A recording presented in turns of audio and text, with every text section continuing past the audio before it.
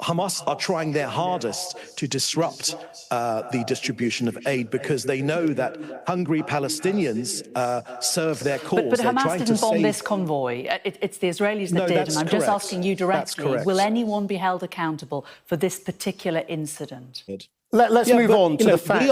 We are a democratic country with a free press and with checks and balances. And, you know, at some point, you've got to take our side. Sorry, David, I've got to cut you off there. Because, I mean, I'm just trying to get answers to questions. And if you can't answer the question, then I can't allow you to do the propaganda bit afterwards. So, as I promised, I have come back with a lot more information about Israel's new propaganda guy, David Mencer.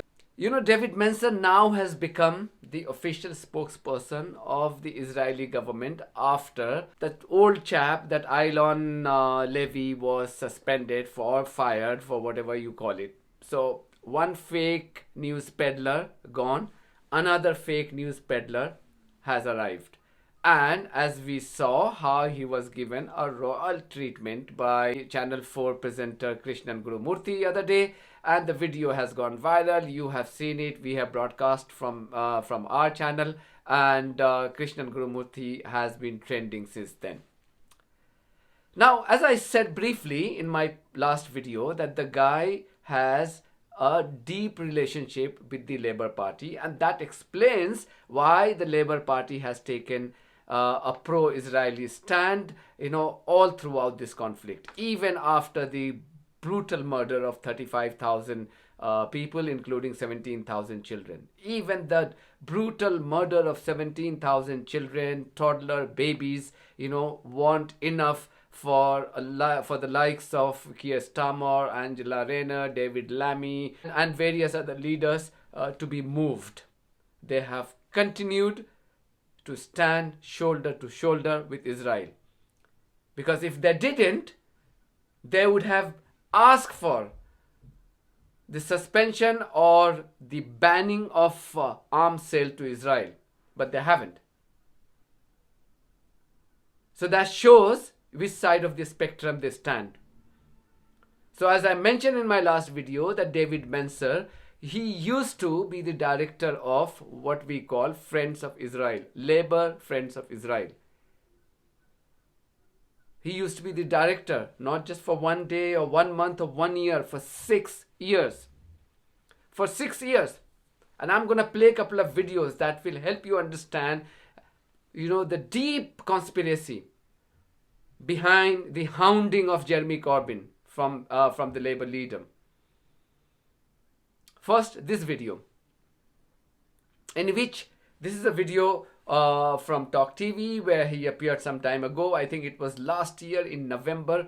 And again, you know, he's talking about his bitter experiences within the Labour Party under Jeremy Corbyn, and how, according to him, Jeremy Corbyn forced him to not just leave the UK with his family, not just leave the Labour Party, but also the UK. And then, you know, he found a safe haven in Israel. We are not surprised by that. Okay, but Dave, the tricky position right here is sitting in your studio, and his name is James. James is, of course, a pound shop academic who underwrote, who sustained, who was the right-hand man of Jeremy Corbyn. Jeremy Corbyn, who certainly failed in his role as being leader of the Labour Party, you know, giving the Labour Party its worst possible election result since the 1930s. But of course, he also pushed me and my family out of the Labour Party, where I was a member for the last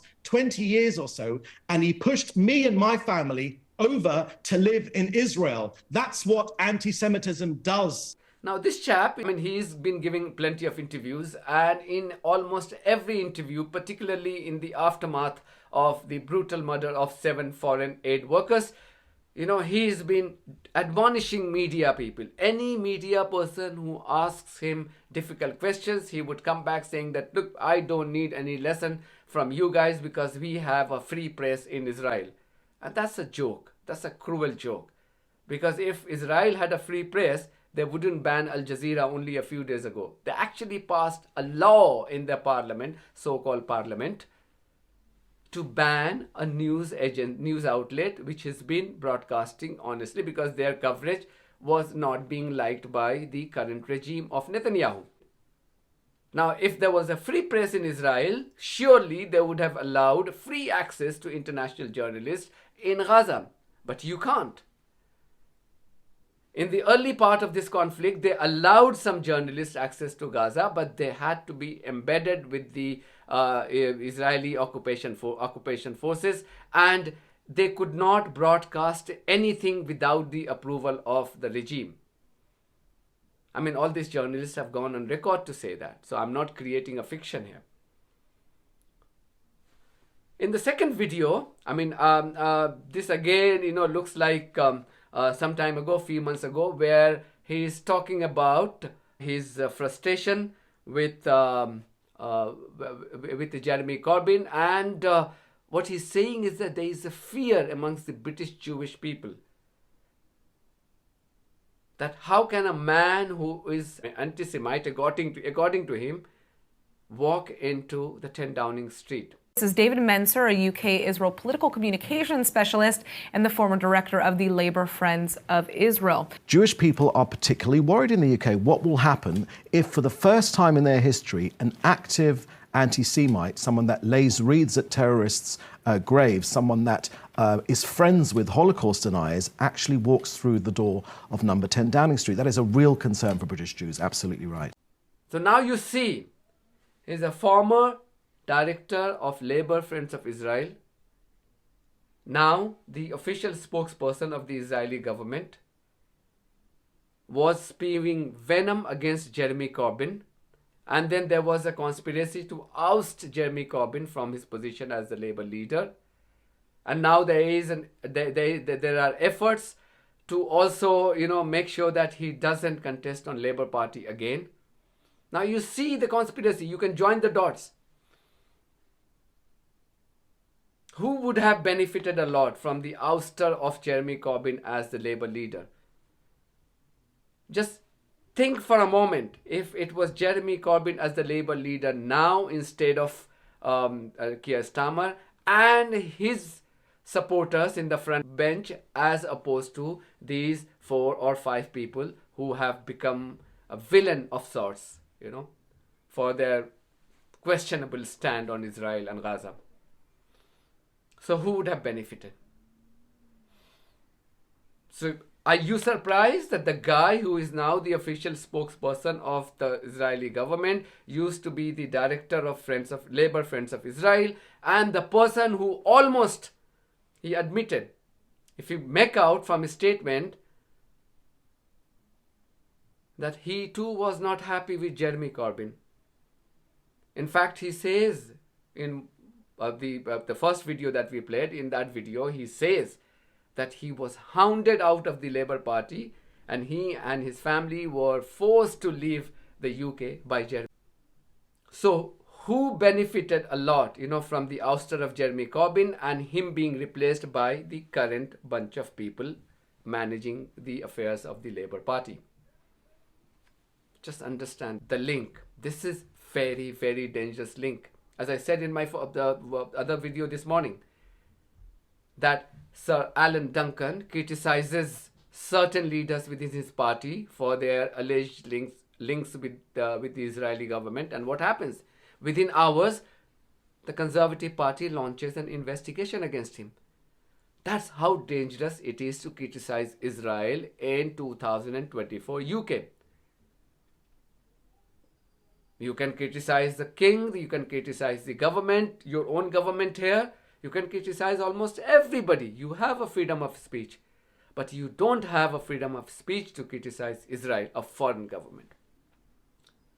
Now, do I have to tell you the kind of influence Israel has even in this country and the managing of our affairs here? Should you be worried? Now, let's dig deeper. So this guy, I decided to dig deeper, and I stumbled upon his LinkedIn page. On his LinkedIn page, of course, he describes himself as the spokesperson for the Israeli government. His appointment, according to the LinkedIn page, took place in November 2023, a month and a bit after, the 7th of October attacks.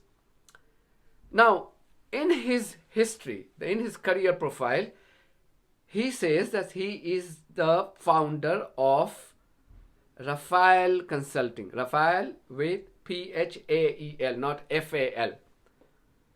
Rafael Consulting. And then he has the list of clients who he has managed in the past. Guess what? One of the clients who tops the list is none other than David Lammy, who is the shadow foreign secretary in Keir Starmer-run Labour Party. David Mencer managed his campaign to become the mayor of London in 2014. We know that David Lammy did not win.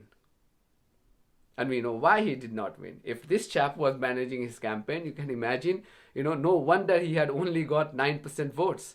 He was the first choice for only 9% Labour voters, Labour members.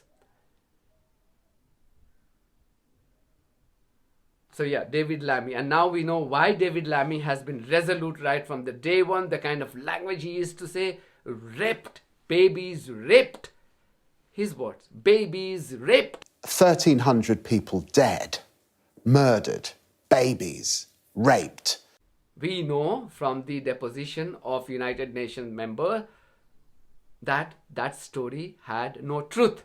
So in short, to answer your question, no, we could not verify any sexual violence in Barry at this point, which does not mean necessarily it didn't occur. It means we couldn't verify it. And 2 of the cases that were reported were found to be unfounded. Everywhere, throughout the report, you see that I mentioned that could not be verified, and verification would entail a proper investigation. Yes, we found it to be unfounded. David Lammy has not apologized. So you know whose agenda was he peddling. You know whose language was he speaking. He was one of those people who fiercely opposed ceasefire, who kept on saying that Israel had the right of self-defense. Okay, they may have softened their tone now because they know the kind of risk that they face, from the anger of Muslim population. They are almost 5% in this country, quite a significant chunk of people.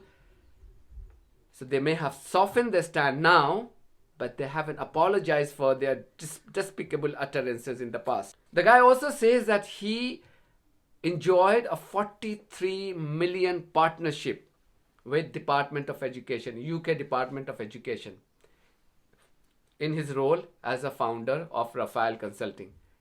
Now, do you know why the standard of education is going down the hill in this country? So, this is enough for him, for us to know, the link of an official spokesperson of the Israeli government with the current Labour Party, and to understand why the Labour Party has been behaving, the way it has been doing. I mean, on almost everything related to Israel, there is no difference between the Conservative Party and the Labour Party. So why do we have opposition? And why do you want a change of government then? That's the question, right? Anyway, thank you very much. God bless you all. If you haven't subscribed to my channel, please do so, because that's one of the many ways that you can support independent journalism. God bless you all.